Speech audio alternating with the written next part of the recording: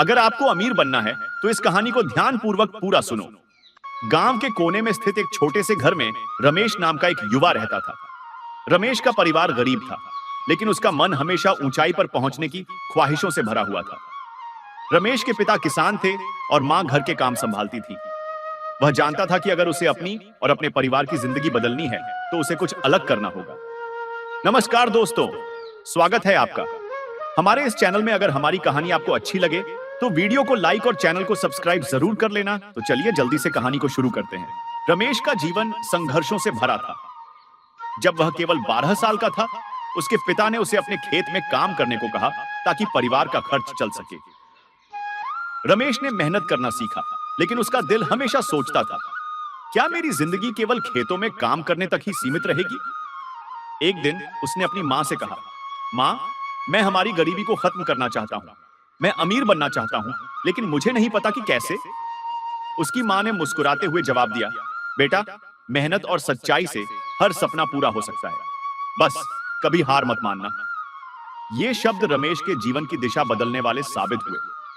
रमेश ने महसूस किया कि शिक्षा ही वह मार्ग है जो उसे उसकी मंजिल तक ले जा सकता है।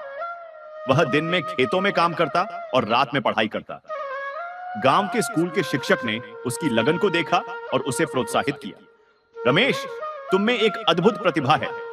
अगर तुम अपने लक्ष्य पर ध्यान केंद्रित रखोगे तो कोई तुम्हें सफल होने से रोक नहीं सकता, शिक्षक ने कहा।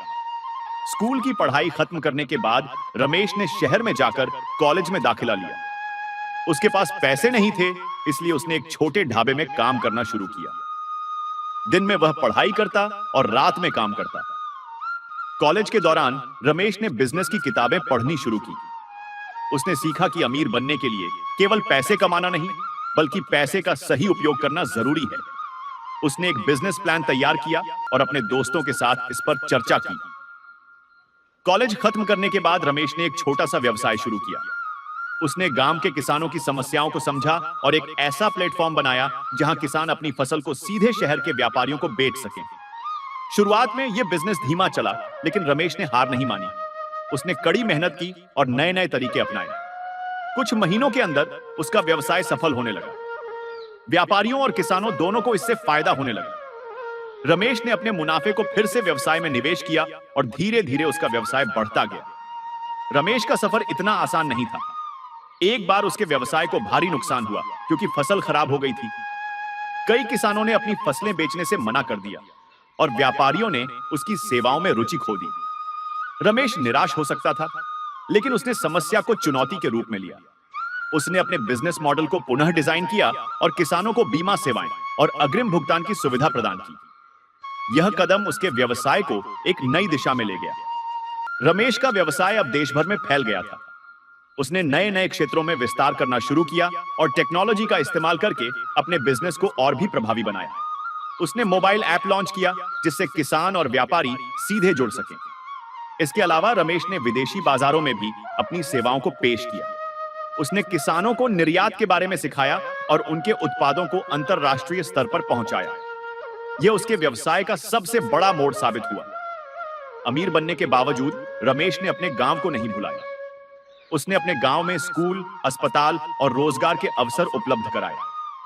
वह जानता था कि उसकी सफलता का असली अर्थ तब है जब वह दूसरों की जिंदगी को भी बेहतर बना सके। उसने कई गरीब बच्चों की पढ़ाई का खर्च उठाया और गांव के विकास में अपना योगदान दिया। रमेश की कहानी के समान ही एक और प्रेरणादायक कहानी है शीला की। शीला एक छोटे शहर में रहने वाली एक साधारण लड़की थी जो अपने सपनों को पूरा करने के लिए दुनिया से लड़ने को तैयार थी। शीला का परिवार बेहद गरीब था। उसके पिता एक कारखाने में मजदूर थे और मां सिलाई का काम करती थी। परिवार का गुजारा मुश्किल से होता था, लेकिन शीला के दिल में हमेशा बड़ा बनने की चाहत थी। बचपन में शीला ने देखा कि उसके माता पिता कैसे दिन रात मेहनत करते थे। उसने निश्चय किया कि वह एक दिन अपने परिवार की हालत बदलेगी। गरीबी के कारण शीला की पढ़ाई में कई बाधाएं आईं। कई बार उसके पास किताबें खरीदने के पैसे नहीं होते थे, लेकिन उसने कभी हार नहीं मानी। वह स्कूल के बाद दूसरे बच्चों की ट्यूशन पढ़ाती और उस पैसे से अपनी पढ़ाई का खर्च चलाती। शीला पढ़ाई में बहुत होशियार थी। उसने स्कूल की कई प्रतियोगिताओं में भाग लिया और हमेशा अव्वल रही। एक दिन उसे एक राष्ट्रीय स्तर की विज्ञान प्रतियोगिता में भाग लेने का मौका मिला। यह मौका उसकी जिंदगी बदलने वाला था। शीला ने अपने मेहनत और ज्ञान से प्रतियोगिता जीत ली। इससे उसे एक प्रतिष्ठित विश्वविद्यालय में छात्रवृत्ति मिली। शीला ने अपनी पढ़ाई पूरी करने के बाद एक बड़ी कंपनी में नौकरी की, लेकिन उसका सपना नौकरी तक सीमित नहीं था। वह कुछ ऐसा करना चाहती थी जिससे समाज को लाभ हो। शीला ने नौकरी छोड़कर अपना व्यवसाय शुरू किया। उसने महिलाओं के लिए एक ऐसा प्लेटफॉर्म बनाया जहां वे अपने हुनर को दिखा सकें और आर्थिक रूप से स्वतंत्र बन सकें। शीला का यह कदम महिलाओं के लिए एक प्रेरणा बन गया। शीला ने अपने व्यवसाय के माध्यम से हजारों महिलाओं को रोजगार दिया।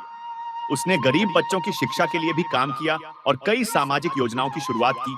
सपने देखने की हिम्मत रखें। शीला ने दिखाया कि सपनों को पूरा करने के लिए हिम्मत और मेहनत जरूरी है। सामाजिक योगदान। सफलता का असली मतलब समाज को कुछ लौटाना है। महिलाओं के सशक्तिकरण की ताकत। शीला ने यह साबित किया कि अगर महिलाओं को मौका दिया जाए तो वे असंभव को संभव कर सकती हैं।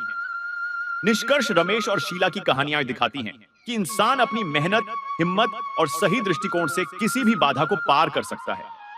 चाहे परिस्थितियां कितनी भी कठिन क्यों ना हो, अगर आप अपने सपनों पर विश्वास करते हैं और उन्हें पाने के लिए मेहनत करते हैं तो सफलता अवश्य मिलेगी। इन कहानियों से प्रेरणा लेकर आप भी अपने जीवन में बदलाव ला सकते हैं।